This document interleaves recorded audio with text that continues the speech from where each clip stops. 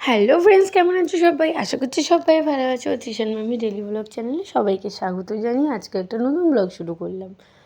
ব্লগটা হচ্ছে দেখো পুরীর আমাদের দ্বিতীয় দিনে আমরা কেমন ঘুরলাম সেটাই তোমাদেরকে আজকে বলবো। তো প্রথম দিন তো অনেকগুলো স্পট দেখেছি সাইট সিন, আর তারপরের দিন আমরা উদয়গিরি, খণ্ডগিরি, নন্দনকানন এই তিনটে স্পট দেখব।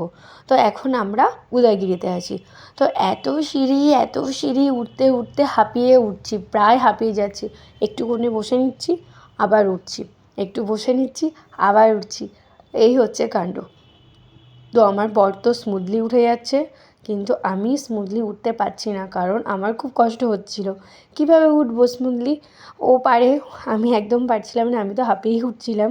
তো একটু একটু করে উঠছি আর একটু একটু করে যাচ্ছি। তো তারপর দেখো আমার মাও মাঝে মাঝে একটুখানি দাঁড়িয়ে পড়ছে।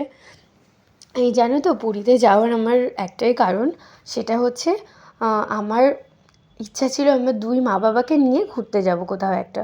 তো ভাবলাম যে মা বাবাকে নিয়ে তীর্থস্থান ঘুরে আসাই যাক। তো তার জন্য অনেক খাটাখাটনির পর টিকিটগুলো ফাইনাল হয়েছিল। এবার আমি দুই মা বাবাকে নিয়ে ঘুরতে বেরিয়েছি। এর থেকে আনন্দর আমার কাছে আর কিছুই হয় না। খুব ভালো লেগেছে আমার যে আমি আমার সাথে করে দুই মা বাবাকে নিয়ে ঘুরতে পেরেছি। আমার মা বাবা সেরকম একটা কোথাও বেরোয় না। তো আমার ইচ্ছা ছিল যে আমি তাদেরকে সাথে নিয়ে ঘুরবো, তো তাই করেছি, মা বাবার সাথে নিয়েই ঘুরছি। তো আমার মা এই ফার্স্ট টাইম পুরী এলো, আমিও ফার্স্ট টাইম পুরী এলাম। আমার বোন, আমার ছেলে, আমি, আমরা তিনজন, মানে চারজনই, বাবা, মা, বোন, আমি, আমার ছেলে, এই পাঁচজন আমরা নতুন, মানে নতুন নতুন বলছি, মানে এই ফার্স্ট টাইম পুরী এলাম। ওর জন্য মানে আমাদের কাছে একদমই নতুন পুরী জায়গাটা ছিল। তো দেখো, তো মা বাবা তো হাঁপিয়ে যাচ্ছিলো, মাঝে মাঝে রেস্ট করে নিচ্ছে। তারপরে মা বলছে আমি যতক্ষণ এসছি আমি পুরো ঘুরেই যাব, আমার কষ্ট হোক আমি তাও ঘুরেই যাব। আমি বলছি হ্যাঁ, তাই চলো। তারপর আমাদের পাশে দিয়ে যাচ্ছিলো একটা প্লেন। তো আমার মা বলছিল যে প্লেন যাচ্ছে, দেখ কত কাছ থেকে দেখা যাচ্ছে। আমি তাই বলছিলাম, আড্ডায় কি মারছিলাম। তারপর দেখো আমাদের তো উদয়গিরি ঘোরা হয়ে গেল, এবার আমরা যাচ্ছি খণ্ডগিরিতে।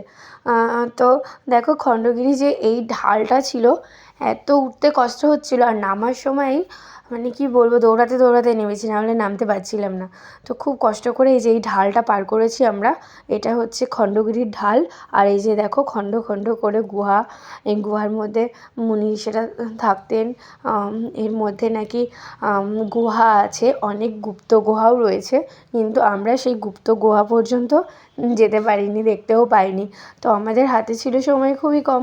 তারপরে এই যে দেখো আমাদের বাহুবলী পুরো পাহাড়টাকে তুলে দাঁড়িয়ে আছে। তো ইনি না থাকলে হয়তো আমরা পড়েই যেতাম, আমাদেরকে ধরে রেখেছেন। যাই হোক, ইনি হলেন আমার কৃষ্ণ। তো দেখো তারপর আমরা নন্দনকানন চলে গেলাম। নন্দনকানন এসেই প্রথমে আমরা বাঘের দর্শন পেয়ে গেছি, ওই দেখো। আর আমাদের ওই ঘুরতে ঘুরতে অনেকটা লেট হয়ে গেছিলো, আমরা নন্দনকাননে একদম মানে লাস্টে এসেছি, একদমই পরে, প্রায় অন্ধকার অন্ধকার হয়ে যাচ্ছিলো সেই সময় আমরা নন্দনকাননে ঢুকেছি। তো পুরীতে আমার একবারে মন ভরেনি, আমার আবারও যাওয়ার ইচ্ছা আছে। আমি জানি না কবে জগন্নাথ দেব আমায় ডাকবেন, আর আমি তখনই চলে যাব। আর আমার একটা ইচ্ছা অপূর্ণই থেকে গেল। পুরী থেকে ইচ্ছা ছিল যে জগন্নাথ দেবকে নিজের বাড়িতে নিয়ে আসবো, কিন্তু কোনো না কোনো কারণে সেটা সম্ভব হয়ে ওঠেনি। হয়তো জগন্নাথ দেবেরই অপূর্ণ ইচ্ছা যে তুমি একবার এসে আমাকে নিয়ে যাবে, তার সেটা হবে না, বারবার এসো তারপরই পাবে আমাকে। তো সেরকমই হয়তো ইচ্ছা।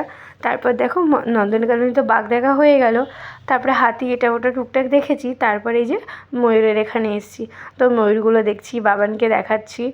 তো বাবানও খুব এনজয় করছে। আর আমরা এমন টাইমে পুরী গেছি সেখানে না শীত না গরম, পুরো মিডিয়াম টাইম। গরম আমাদের একটুও লাগেনি, খুব ভালোভাবে আমরা পুরীটা ঘুরেছি। তারপর দেখো এখানে হচ্ছে হাঁস রয়েছে, কতগুলো হাঁস। তো সেগুলো আমি বাবানকে দেখাচ্ছিলাম। তো আমাদের ঘোরা প্রায় কমপ্লিট আজকের মতো। সাইট সিন সেই কখন বেরিয়েছি সকালবেলায়। তো এখন ঘরে রুমে যাওয়ার পালা। বাড়িতে অনেক দূরে, বাড়িতে আসতে পারবো না, ওর জন্য রুমে যাওয়ার পালা। তো দেখো এই যে এখানে একটা এটা কি কাঠঠোকরা পাখির মতো কি একটা ছিল, এটা আমার ঠিক মনে নেই। ও সরি বক, এটা হচ্ছে বক ছিল। তো বকের ঠোঁটগুলো এত লম্বা লম্বা, খুব ভয় লাগছিল আমার। তো এইগুলো আমার দেখতে অতটা ভালো লাগে না, আমার শুধু হাতি, বাঘ, সিংহ এইসব দেখতে ভালো লাগে, ওইগুলোই ভালো লাগে। আর বকের ঠোঁটগুলো এত বড় ছিল, পাগুলো এত বড় ছিল। তো ইচ্ছা আছে যে আবার যাব, ভালো করে ঘুরবো, যেগুলো যেগুলো দেখে আমাদের মন ভরেনি, হয়তো আরও থাকার ইচ্ছা ছিল। তো সেরকমই আমরা আবার যাব। তো দেখা যাক জগন্নাথদেব আমাদেরকে কবে ডাকেন, তখন আমরা যাব। তো কে কে কতবার পুরী গেছো আমাকে সবাই জানাবে। আমি কিন্তু এই আমার বয়স হতে গেল প্রায় 27, আমি এই প্রথমবার জগন্নাথ দেবের দর্শনে গেলাম, তাও মা বাবাকে সাথে নিয়ে। মা বাবাকে সাথে নিয়ে একটাই কারণ ছিল যে আমি একা দেখবো, কোথাও গেলে আমি এটাই মিস করি যে আমি একা দেখবো, আমার মা বাবাকেও ঘোরাই। তো সেরকমই আমার ইচ্ছেটা পূরণ হলো। আর দেখো ফেরার পথে কিছু আমার শঙ্খ নেবো, জানো তো আমি শ্বশুরবাড়িতে আমার শাশুড়ি মেয়ে একটা শঙ্খ রয়েছে, বিশাল বড়, ওটা আমি বাজাতে পারি না, তার জন্য ভেবেছিলাম যে পুরীতে এসে শঙ্খ নেব। তাই সেই শঙ্খ দেখছে মাকে একটা শাখা পরিয়ে দেবো, শাশুড়ি মাকে একটা শাখা পরাবো।